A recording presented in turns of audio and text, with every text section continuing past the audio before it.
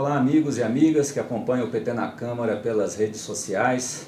Nós estamos aqui começando mais um programa Ponto a Ponto e recebendo o deputado Carlos Veras, que é do PT de Pernambuco. Aliás, o deputado Carlos Veras está no seu primeiro mandato, aliás, é o primeiro mandato parlamentar, está estreando na nova Câmara dos Deputados, que iniciou a legislatura agora recente, no dia 1º, e nós vamos conversar com ele sobre a reforma da Previdência, sobre essas propostas que estão em curso aí, que ainda não estão oficializadas, mas que nós já podemos acompanhar pela imprensa, que o governo Bolsonaro pretende adotar, né? Mas antes disso, gostaríamos de dizer que nós estamos ao vivo pelo PT na Câmara, pelo Facebook, e também o deputado Carlos Veras, na página dele no Facebook, também está transmitindo esta entrevista.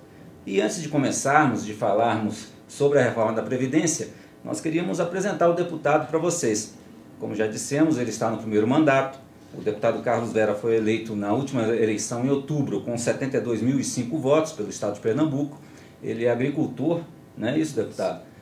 Tem uma vasta atuação nos movimentos sociais, da agricultura familiar. Também é presidente, ainda é presidente do ACUT? Não, já se licenciou, já renunciou, teve que renunciar, mas ele era presidente da Central Única dos Trabalhadores do Estado de Pernambuco, né, e se elegeu nas últimas eleições, como eu já disse, né. E, deputado, antes de começarmos, eu queria perguntar para o senhor explicar para os nossos amigos e amigas como que se deu a sua formação política, a sua trajetória política, desde, no caso, se você pudesse voltar até a questão da infância, nos explicar o contexto em que o senhor nasceu, qual a região de Pernambuco que o senhor nasceu e como se deu a sua infância, adolescência e o início, o seu despertar político. Primeiro, boa tarde, Heber.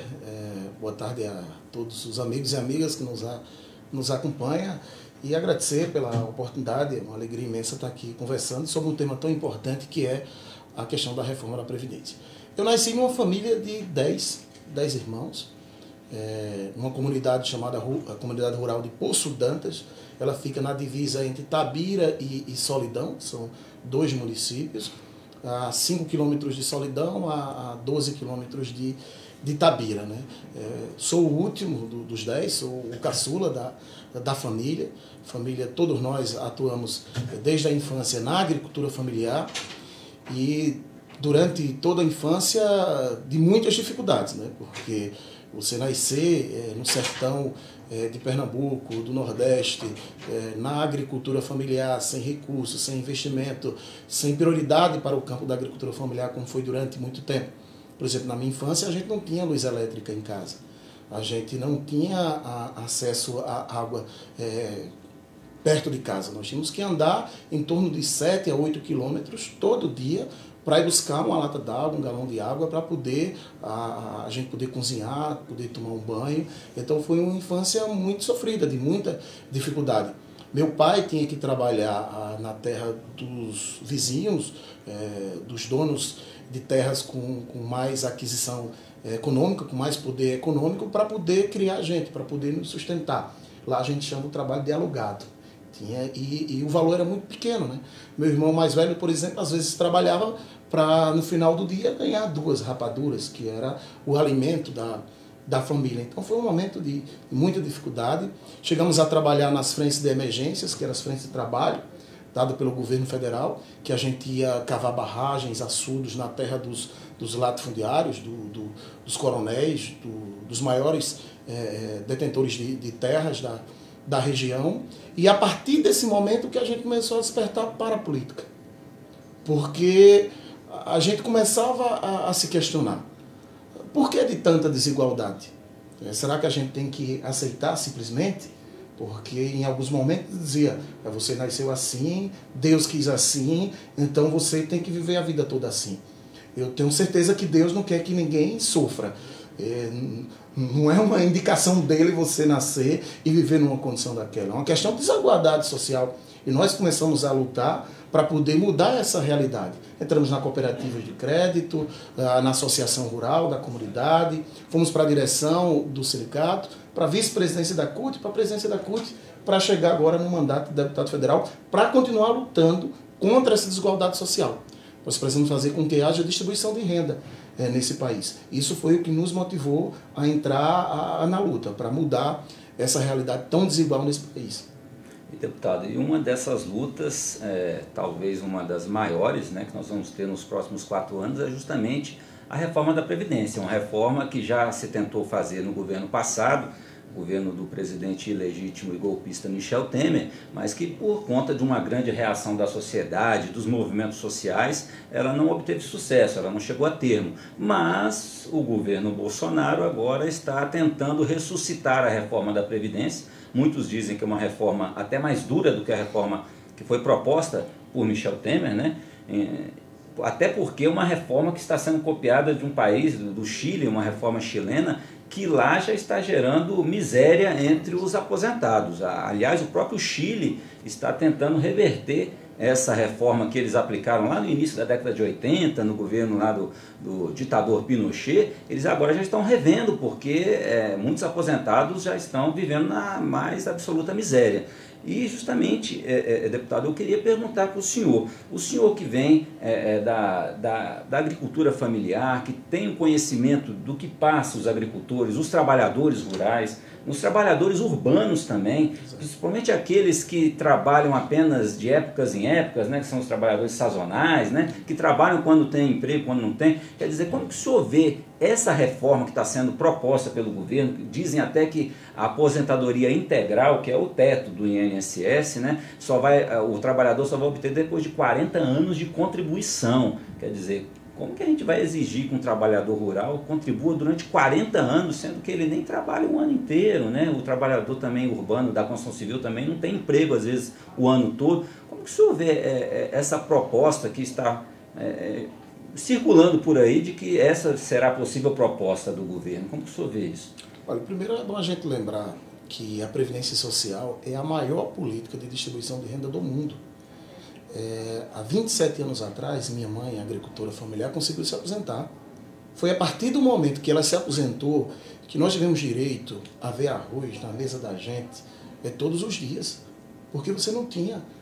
E olhe que a aposentadoria, o valor da aposentadoria do salário mínimo naquele período era 30% do que é hoje. Graças à política de valorização do salário mínimo do governo Lula, hoje é outro patamar, que precisa ser recuperado essa política de valorização do salário mínimo.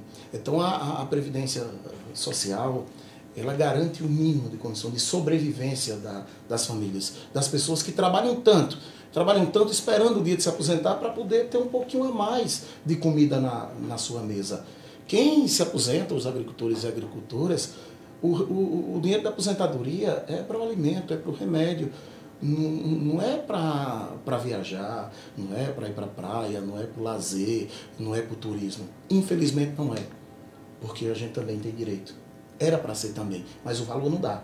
O valor só dá para sustentar a família. Uma pergunta que a gente tem que fazer: a quem interessa a reforma da Previdência? A quem privilegia a reforma da Previdência? E por que de fazê-la retirando direitos dos trabalhadores? Primeiro, o trabalhador não é ele que sonega a Previdência. Segundo, não é o trabalhador que recebe perdão de dívida com a Previdência.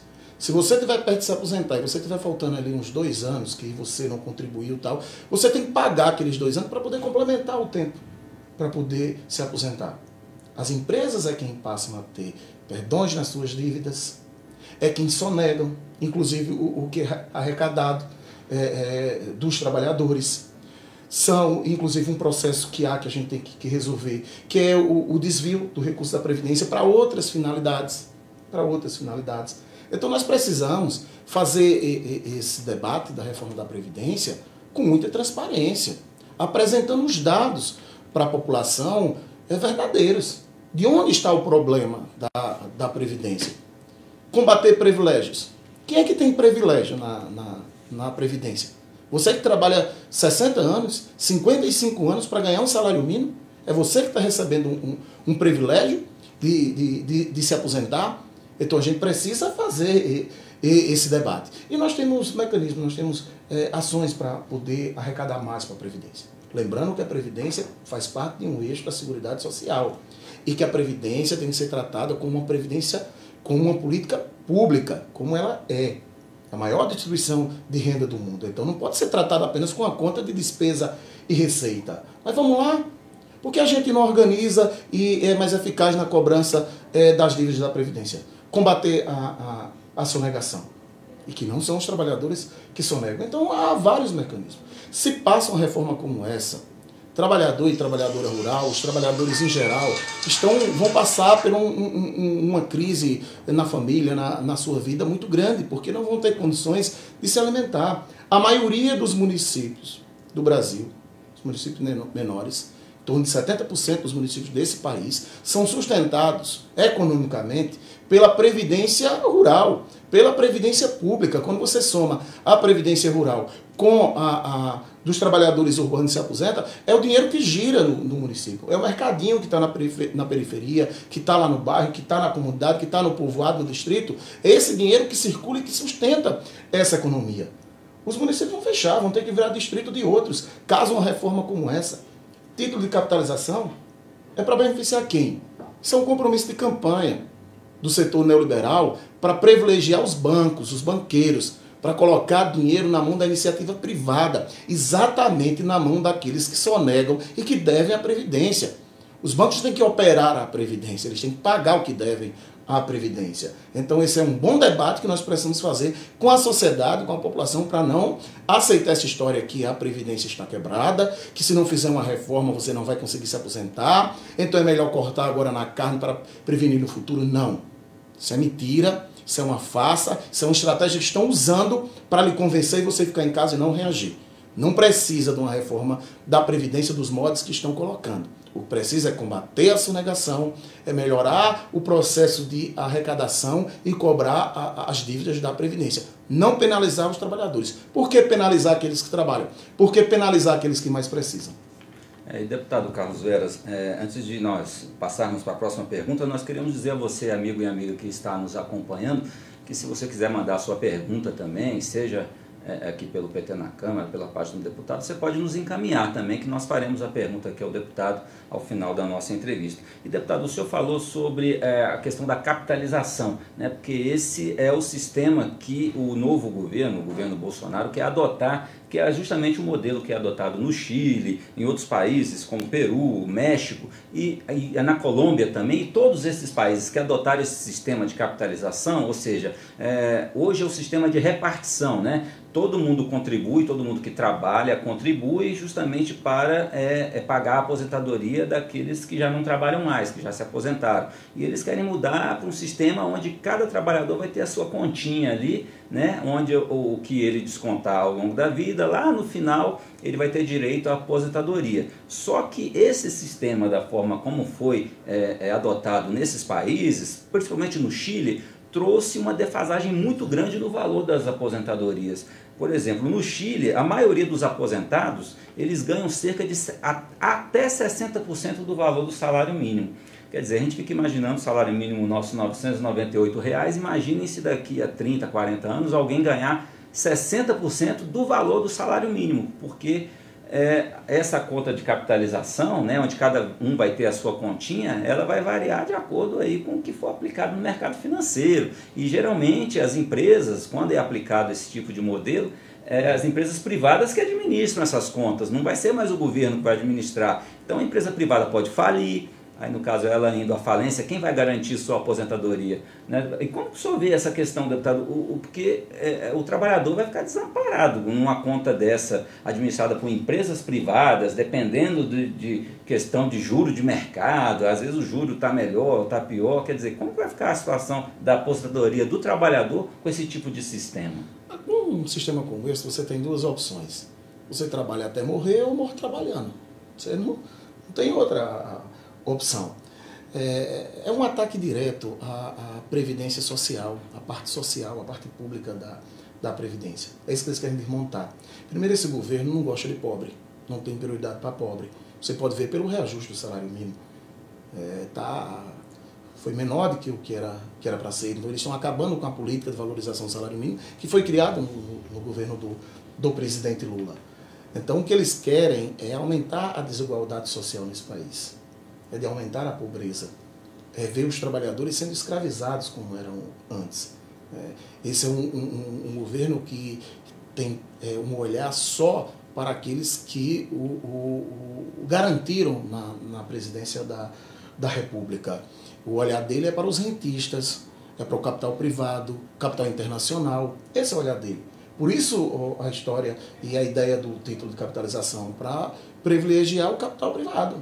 Exatamente aqueles que devem à Previdência. Uma coisa também que a gente tem constatado é que esse é um governo confuso. Um governo também que não tem muita unidade. A gente não sabe direito como virá a questão do debate da Previdência. Tem a MP, tem a antiga proposta do governo Temer, que eles podem aproveitar, como pode vir outra proposta nova, inclusive colocada supetão dentro do plenário. Sem debate. Sem debate nenhum. E nós vamos ter que reagir, porque um tema nacional como esse, de importância tão grande como é a Previdência Social, não pode ser aprovado a toque de caixa. Tem que ser debatido, tem que ser esclarecido. Nós estamos falando de vidas. Uma reforma dessa vai tirar a vida de muita gente. Crianças vão voltar a morrer de fome, como morriam no passado. Então, esse é um debate, essa é uma proposta que vai vir para o debate, que a gente já está debatendo, independente da apresentação oficial do governo. Agora a gente precisa travar uma luta muito grande aqui dentro e também nas ruas. A população indo às ruas é muito importante para a gente poder barrar essas possibilidades de ver os trabalhadores e trabalhadoras perdendo o seu direito à aposentadoria, perdendo seus direitos à Previdência, porque eles já usam de duas maldades. Uma inicial, que já é a revisão dos benefícios, e cortando esses benefícios ao ponto que eles passam a ser revistos. E a outra é dificultando o acesso ao benefício. Então eles usam de duas maldades. Revisam e cortam os benefícios atuais e impedem que novos benefícios sejam concedidos. E a gente não pode admitir isso, precisamos denunciar e precisamos resolver urgentemente esse problema tão grave.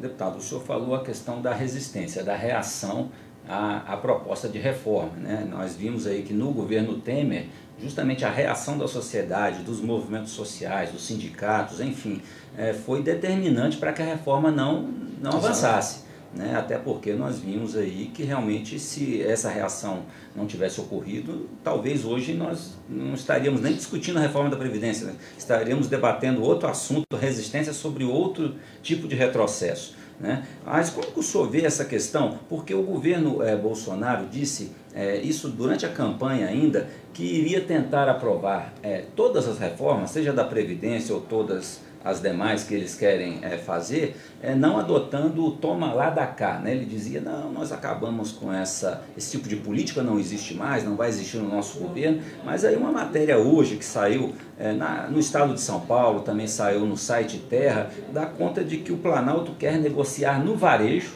né, com deputados. Isso para tentar aprovar a reforma da Previdência. Como que o senhor vê essa questão de negociação no varejo, né, com aquele discurso lá atrás do próprio Bolsonaro dizendo que não ia instituir o toma lá da cá? Quer dizer, parece que eles vão montar até uma ouvidoria aqui na Câmara para receber deputado por deputado, para saber quais são as demandas que ele tem para o governo e tal. Tudo isso condicionado, claro, ao voto favorável à reforma da Previdência. Como que o senhor vê essa questão? Olha, primeiro, a posição pessoal do presidente ela é muito complicada, porque ele é de um volta atrás muito grande. Mesmo usando esse termo de necessário, né? Que você voltou, claro que você voltou atrás, mas para ficar claro para quem está nos acompanhando. De manhã ele toma uma decisão, de tarde ele desfaz a decisão tomada e à noite ele desfaz o que ele desfez e volta para a proposta original. Foi assim com o Ministério do Trabalho, é assim com a Justiça do Trabalho. Então é um governo confuso, inseguro, incapaz de administrar um país desse tamanho. Então, é difícil de lidar com um governo assim. Ele reduz o número de ministérios, mas amplia o número de secretarias. Ele não tem como aprovar nada sem dialogar com os deputados, com a Casa. Ele está também dialogando com aqueles que também financiaram os deputados, que é outra também estratégia que ele utiliza. Uma coisa eu tenho certeza, sem diálogo com a Casa, sem conversar com os deputados, sem conversar com os partidos, com os líderes, nada avança aqui. Tem que haver esse debate e tem que respeitar esse poder. tem que respeitar a Câmara dos Deputados. Não pode tratar da forma que ele está querendo tratar, sem nenhum respeito à casa, sem nenhum respeito aos líderes, aos partidos, tanto aqui quanto no Senado. Ele não vai longe com essa falta de respeito, como ele está tentando tratar. Porque, independente da divergência, dependendo do ponto de vista de cada um, o respeito é muito importante. Se você me respeita, eu respeito. E com respeito a gente vai dialogando e vai construindo. Da forma desrespeitosa que ele tem tratado a população e os parlamentares, ele não vai chegar a lugar nenhum e não vai conseguir, para o bem dos trabalhadores, aprovar reformas como essas que penalizam a vida de cada um e cada um. Agora, deputado, o senhor que veio da luta dos movimentos sociais, agricultura familiar, depois também foi presidente da CUT, aí já dialogando na luta dos trabalhadores do campo, mas também da cidade. Como que o senhor vê o papel que essa resistência dos trabalhadores, dos movimentos sociais, sindicatos, inclusive de parte da igreja, né? Como que o senhor vê a questão do movimento político também da esquerda? Que tipo de resistência, pode se dar essa resistência justamente para se tentar barrar esse tipo de proposta que vem apenas prejudicar os trabalhadores brasileiros? Olha, quando veio a proposta passada pelo Temer, da reforma da Previdência, nós usamos uma estratégia muito importante, que é de ir às bases. A gente realizou em Pernambuco em torno de 170 audiências públicas, nas câmaras de vereadores, em cada município, e isso foi reproduzido em todo o Brasil, em todos os estados. Porque é importante quem está nos acompanhando que procure o vereador, que procure o prefeito. Quem foi o deputado que eles votaram? Que eles pediram voto? O voto aqui nessa casa do deputado ou da deputada vai repercutir na sua vida, no seu município. Então é importante cobrar do vereador, cobrar do prefeito, que eles foram responsáveis para passar na porta de cada um pedindo um voto para poder eles se tornarem deputados e deputadas. Então tem que cobrar das lideranças locais, daquele que lhe pediu o voto, daquela liderança que você acompanha no seu município. Então a pressão na base, no local de trabalho, no seu município, ela é importante, ela é fundamental.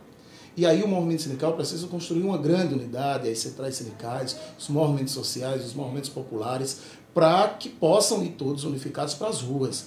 O povo tem que ocupar as ruas, tem que fazer esse debate, tem que ligar para os deputados, tem que mandar o WhatsApp, tem que mandar um e-mail, tem que fazer de um tudo. Tem que se organizar, tem que fazer esse debate. Primeiro, a gente não pode largar a mão de ninguém. Temos que estarmos de mão dadas para enfrentar tudo isso. Que não pense que uma categoria, que um ramo de trabalhadores vai se salvar só. Ou os trabalhadores se unificam e fazem esse enfrentamento conjunto para que a gente possa não permitir que passe reformas como essa, ou todos os trabalhadores serão penalizados. Só há uma forma da gente superar tudo isso, com unidade, atuando junto, com ações conjuntas. Certo. E, deputado, vamos aqui ler uma pergunta de uma pessoa que nós não temos a identificação do nome, né? Mas a pessoa pergunta, e aí, PT, vamos levar a militância para ocupar a esplanada? Isso, com certeza, querendo se referir também à questão da reforma da Previdência, mas ele cita também a questão do Lula livre, né? Que essa é uma temática interessante, até porque nós estamos acompanhando aí que nos últimos dias pessoas que foram presas, inclusive com provas ligadas à questão da Lava Jato, né, ou outros escândalos ligados à corrupção, todos estão sendo aí colocados em liberdade. E o presidente Lula, que teve um processo muito acelerado, né, onde que realmente o tiraram, na verdade, da disputa presidencial, está preso, né, acusado aí de ter um triplex que nunca ninguém conseguiu provar a ligação dele com esse triplex. Aí tem um tal de um sítio que ele é acusado de ser o dono apenas porque frequentava o sítio, né, e frequentava justamente porque o dono lhe deixou as portas abertas para que ele pudesse frequentar quando quisesse. Como que o senhor vê essa questão do presidente Lula preso, né, sem provas, enquanto muitas outras pessoas ligadas a esquemas de corrupção, aí sim com provas, com áudio, com mala, e tem tanta coisa e todo mundo solto? O senhor acha que realmente nós precisamos realmente levantar essa bandeira junto à militância e à sociedade brasileira também para se fazer justiça ao próprio Lula, de acordo com o que a própria lei diz, né, que realmente ele teria que ter a sua liberdade, até porque o caso nem foi julgado em última instância? Exato. Primeiro, para descontrair, né? Você tem que ter cuidado com quem você convida para sua casa, né? Porque pode ser algum deputado ou senador e daqui a pouco possa ser que seja dele, não seja mais sua casa, né? Porque você convidar alguma autoridade política hoje para a sua residência, você corre o risco de perder a sua residência. Então isso é um absurdo. Primeiro, o nosso presidente Lula é um preso político, está preso sem prova, sem uma prova concreta dele ter cometido um só crime. Não tenho dúvida que ele está preso por tudo que ele fez de bom para o povo brasileiro e que fez parte de toda uma estratégia política para tirar os trabalhadores do Planalto, para tirar os trabalhadores do governo federal. Lula representa os trabalhadores ocupando a presidência da República. Representa um país para todos. Representa um país onde possa haver desenvolvimento para todos os setores. O setor empresarial, o setor dos trabalhadores, para todos os setores. E você percebe claramente quando é tratado o caso do presidente Lula como seis com medusa, né? Não bate. É um processo de exceção muito grande. Muito grande. Para uns, a interpretação possível da lei, e para ele todo o rigor da lei e o processo de convicção. Se eu tenho a convicção que Lula é culpado, por si só, basta. Não basta ter mais prova. Isso coloca uma insegurança jurídica muito grande no país. Isso é um atentado à democracia. Veja o que aconteceu agora. Lula não teve o direito, mesmo sendo previsto na Constituição, de poder velar o seu irmão. Enquanto outros já tiveram. Aliás, quando Lula estava preso, né, em plena ditadura militar, teve o direito de sair. Então, o que nós estamos vendo hoje é muito mais do que uma ditadura. Pelo judiciário, por parcela do judiciário. Então, é um processo de ataque muito grande à democracia. Perseguição clara. Lula foi preso para não deixar os trabalhadores ganhar as eleições em 2018. Lula seria presidente eleito no primeiro turno. A prisão de Lula, o impedimento dele ser candidato, foi a principal estratégia para trazer o Jair Bolsonaro à presidência da República. Isso tem que deixar claro. Faz parte de toda uma estratégia. Primeiro, de impedir que Lula fosse presidente da República. Segundo, de aprofundar o retrocesso de retiradas de direitos. Por isso a reforma trabalhista, por isso a PEC do teto dos gastos, por isso que agora a reforma da Previdência, por isso o fim da justiça do trabalho, por isso todos esses ataques aos direitos fundamentais.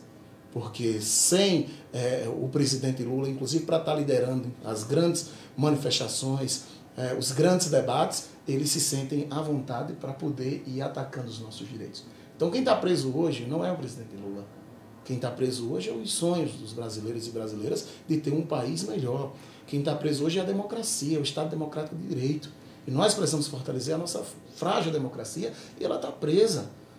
É os sonhos de brasileiros e brasileiras que estavam melhorando de vida, que passaram a ter direito a uma casa, um carro, um salário melhor, de ver a sua vida progredir. E isso está voltando atrás.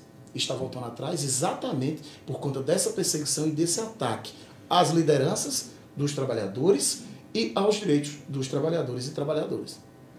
E deputado, nós aqui temos também uma participação de um eleitor do senhor Agilberto de Barros.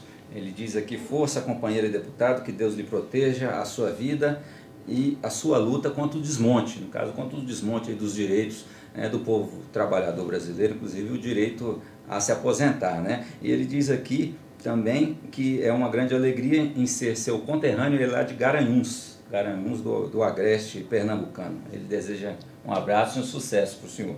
E também o Oliveira... De passagem, a Garanhuns é a terra do nosso presidente. Sim, Lula, né? Nasceu em Caetés, que era Garanhuns na época, e hoje é Caetés. Isso. E também o Oliveira Beto, que aqui ele faz um desabafo que o salário do aposentado não deveria ser usado apenas para se comprar remédio, né? Não deveria ser usado apenas para se comprar remédio, porque hoje em dia o valor é tão pouco, né, que justamente é só isso para que serve, né, o salário de muitos aposentados, para comprar remédio e para se alimentar, às vezes até muito mal, né? E ele diz que o salário deveria ser para que os aposentados pudessem passear, conhecer novos lugares, ou seja, aproveitar o restante da vida, né, que cada um tem, né? E ele faz esse protesto, né, para que o salário, a aposentadoria, né, dos nossos aposentados possa ser recomposto. Agora nós sabemos que realmente com este governo é difícil, né, Letão? O que diz a Constituição sobre o salário mínimo? Sobre o salário, sobre o nosso salário? Que o salário mínimo tinha que ser para saúde, educação, lazer, moradia, salário alimentar. Esse salário mínimo dá para tudo isso? Não dá. Se você pegar o estudo do Diese, o salário mínimo tem que ser mais de R$ 3.500. Muito maior. Para dar para essas condições mínimas. E quanto é? Não chegou a R$ 1.000 ainda o salário mínimo. Então é muito pouco, sim. E diga-se de passagem que, infelizmente, com esse governo eleito, e já empossado e exercendo a função de presidente da República, esse novo governo, ainda acha muito o salário que você recebe. Ele acha que é demais. Por isso ele precisa reduzir. Tem alguns que falam que o salário não pode passar de R$300, que seria o salário base. E se quiser ganhar mais do que isso, você faz um tipo de capitalização para poder aumentar. Imagine o trabalhador que trabalha todo santo dia para pagar o seu aluguel, para fazer a sua feira, para comprar o remédio que muitas vezes adoece. É o mínimo que o trabalhador ganha para sobreviver. Não dá para comprar carro, não dá para comprar casa, não dá para cuidar do lazer. É só o da sobrevivência, infelizmente. E ainda querem reduzir um salário tão baixo como é. Pois é, né? Isso é um governo que tem um presidente que diz que no país empresário sofre demais. Né? Quer dizer, o empresário sofre demais, agora o povo realmente pode sofrer muito mais, isso segundo a avaliação dele mesmo. Mas, deputado, muito obrigado pela sua entrevista, parabéns pela sua estreia aqui no Parlamento Brasileiro e esperamos que o senhor continue aí lutando em defesa dos direitos da classe trabalhadora brasileira, como já fez nos movimentos sociais, inclusive na CUT. Eu que agradeço a oportunidade. Esse é um mandato popular, é um mandato que foi construído a várias mãos e que vai continuar sendo construído. Né? O mandato a mim não pertence, pertence aos trabalhadores e às trabalhadoras de Pernambuco e agora do Brasil, porque nós vamos estar à disposição para toda essa luta. De uma coisa pode ter certeza, determinação, força e luta não faltará para a gente defender os direitos da classe trabalhadora. É isso aí. Meus amigos e minhas amigas, muito obrigado pela sua audiência. Se você gostou, curta, compartilhe, porque com certeza muito do que falamos aqui a respeito da reforma da Previdência você não vai ouvir e nem vai ler na grande mídia. Muito obrigado e até a próxima.